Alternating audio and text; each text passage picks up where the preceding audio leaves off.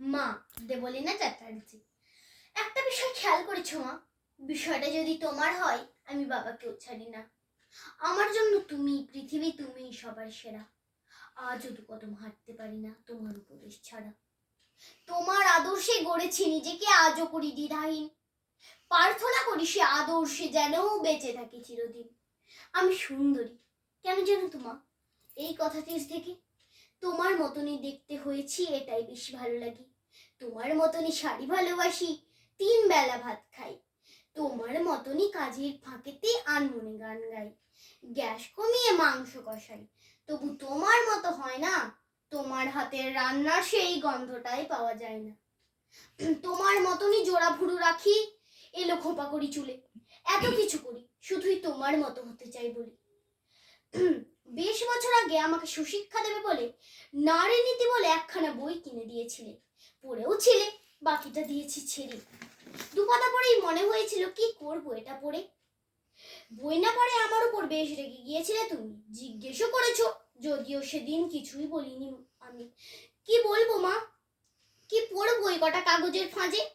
আসল নারী তো বিরাজ করছে আমার মায়ের মধ্যে। জানো তো মা, ওই বইটার প্রতিটা পাতার কথা মনে হয়েছিল তোমাকে নিয়েই, তোমাকে ভেবেই গাঁথা। ওতে বর্ণিত প্রকৃত নারীর জীবিত উপমাগুলো পড়ে দেখলাম তোমার সাথে একেবারেই মিলে গেল। তাই দুপাতা পড়েই বইটা ফেরত দিলাম তোমার কাছে। আমার কাছে প্রকৃত নারীর জীবিত উপমা আছে, তাই মিথ্যেই করি তোমার আদলে নিজেকে গড়ার বাইনা। আমি আদতেই জানি তো আমার মায়ের মতো চাইলেই হওয়া যায় না। তোমার মতো এত স্নিগ্ধতা আমার ভিতর কই? তোমার মতো এত স্নেহশীলা আমি অন্তত নই। ও মা, এটুকু শুনেই চোখে জল চলে এলো। অমনি আবার আমারও সকল ছন্দ গুলিয়ে গেল।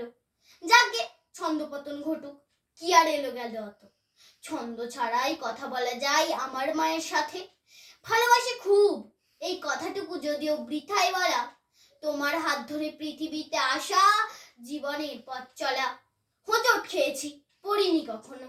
তুমি হাত ধরেছিলে, অবাধ্যতায় শাসন করেছো, এগিয়ে যাওনি একা ফেলে। আমি হাসতে শিখেছি, বাঁচতে শিখেছি আবারও নতুন করে, কারণ তুমি এই হাতখানি দাওনি কখনো ছেড়ে। ভুল করে গেছি বারবার, কত শুধরে দিয়েছো তুমি। আর জন্মেও যেন তোমাকেই পাশে পেতে চাই আমি। নমস্কার।